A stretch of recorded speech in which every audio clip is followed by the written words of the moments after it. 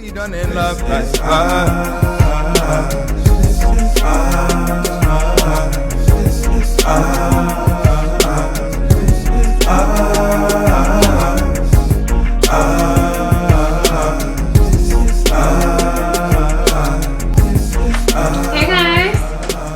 Hey guys, welcome back. We're Kristen and Jamal Abraham. Thank you for joining us.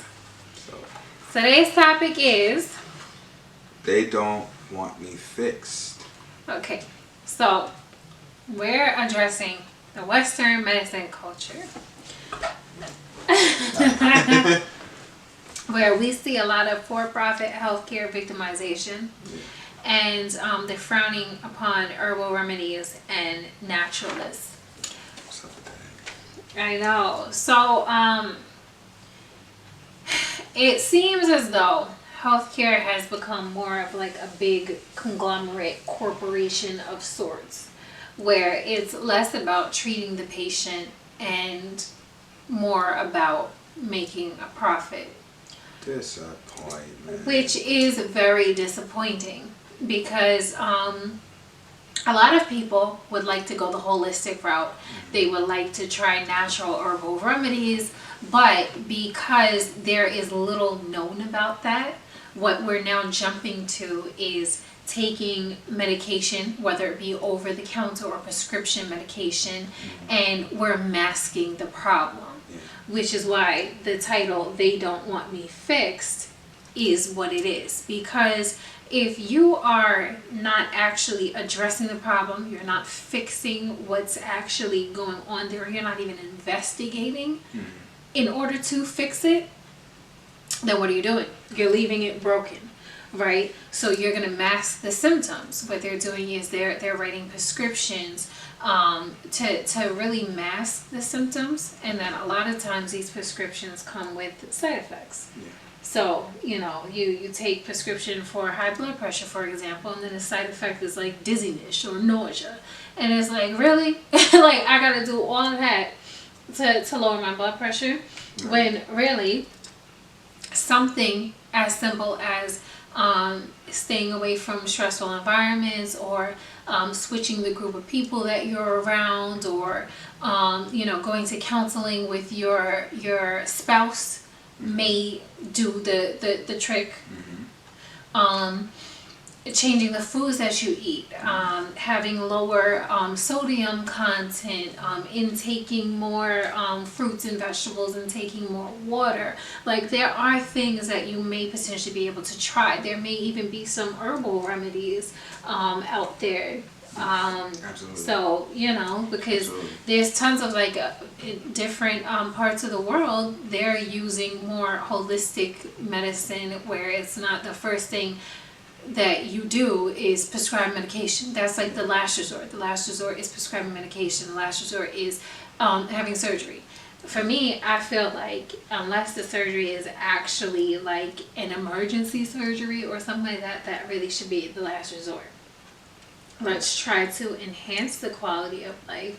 Let's try to keep it as organic as possible without doing those other things, because then sometimes the surgery doesn't even fix the problem, or it makes it worse. Then there's that. It's like when you bring your car in for servicing. You bring your car in for one thing, and then you come out with a whole bunch of other stuff, and then they claim that they didn't put those problems there, right? But you didn't have those problems before you brought the car. Yep. Right? Sound familiar? Yep. When you're going for surgery, they have to, you sign a waiver. Yeah. Like, where basically it says, there may be complications due to the surgery, but you have to sign it anyway. Yeah. For liability reasons, which then brings us to the, monetization of, healthcare.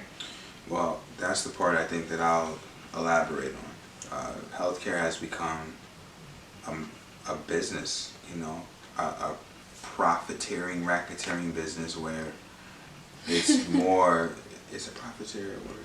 Yeah, it's more synonymously beneficial for them to keep people sick and to give them medicines that may abide the symptoms as opposed to curing the illness. right? But then also create all these other side effects that now they may possibly have to take medications for in the future.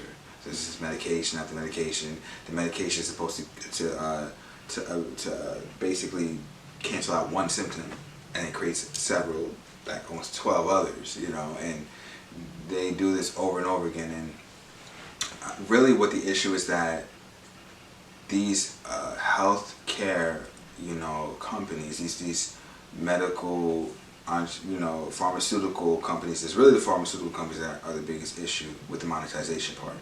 But what they did is they found natural resources, of course, however many centuries ago, whether it was a plant, a root, a vegetable, a powder, anything, right? And they'll take it and mix it with all these different chemicals in the biological lab, and they'll turn that into a pill. So you'll always notice that these medications that the doctors prescribe, for example, will have one natural ingredient.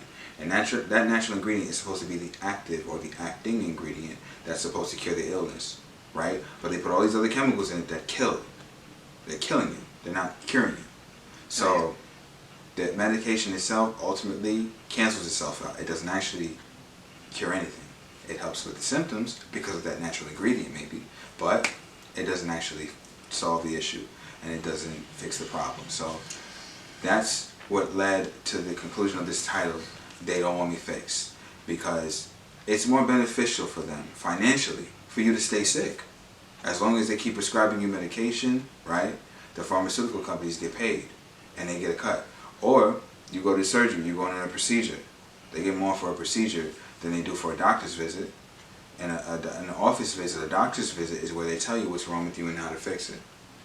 So why is it that you get more money for taking someone under a knife than you do for actually heal, you know, telling them how to heal?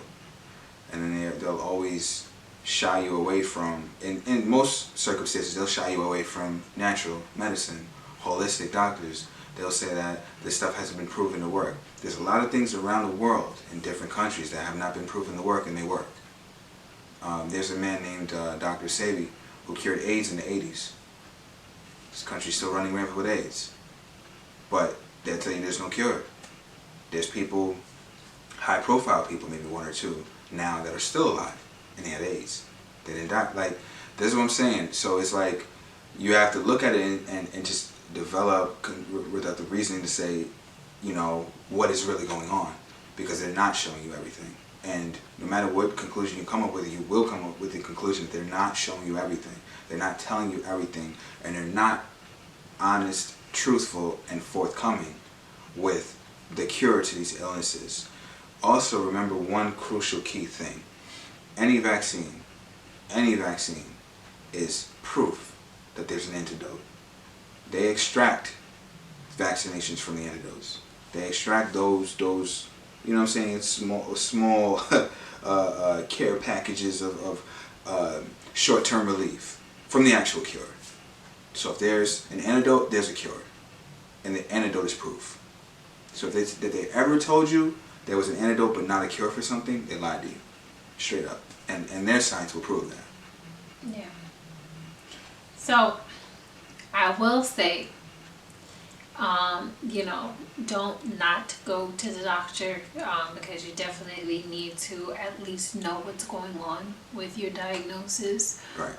You know, I tell him all the time, like, if I'm feeling off, I know my body enough to know that I'm feeling off, I'll go to the doctor, because they're the ones with the prescriptions and the medical knowledge and whatever else that I may need. You know, if I need to get blood work, it's not like I can go and just get the blood work done and figure it out from there. Yeah. So you do need to actually see a healthcare professional for these types of things. Right. What we encourage you to also do is to know your facts, do your research. Absolutely. And, you know, really try to maintain the healthiest life as much as possible that you absolutely can. Right.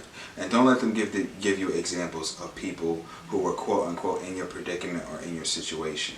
Don't let them use that approach of a blanket treatment. Yes. Like as if everyone's the same. Like your situation is exactly identical to someone else's. Everybody's different. Because we're talking about you. Right, we're talking about you. We all have a fingerprint, right? Your fingerprint is your form of identification, and there's no other like it on the earth. It's one specific, unique fingerprint. And that's how anyone in any database knows it's you, because you're the only one with your unique specific fingerprint. So when you're in a specific situation, it's your unique situation. The doctor can describe it to you and help you discern it through their medical knowledge and their education. But they're not always there to help you treat it. And they're not always equipped to do so. Especially if they can't really, identify what the illness is or what the cause is. If they're guessing, throwing straws, or just, giving you their opinion as opposed to medical fact. And there are times where you just have to do independent research on the subject and find out the cause of the illness and the location or the point of origin of the cure. And this is not hard. It just takes a little bit of dedication. And you can do it. We've done it several times. We've had like small little minor ailments of certain things, physical health related issues or underlying issues that were there before that just came out of nowhere and arose, and we may have gone to a doctor to have it triaged.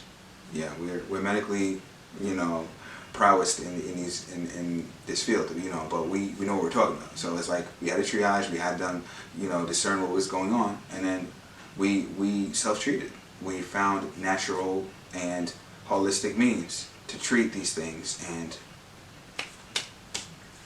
that was that, and we've actually offered these same these same methods to other people and help them as well.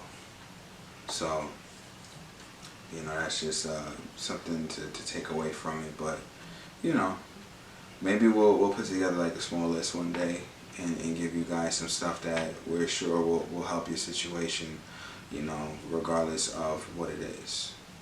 But yep. You have anything to add in the meantime? No. Okay. So, well, we thank you guys for tuning in, and we'll see you next episode. All right, bye. Take care. God bless.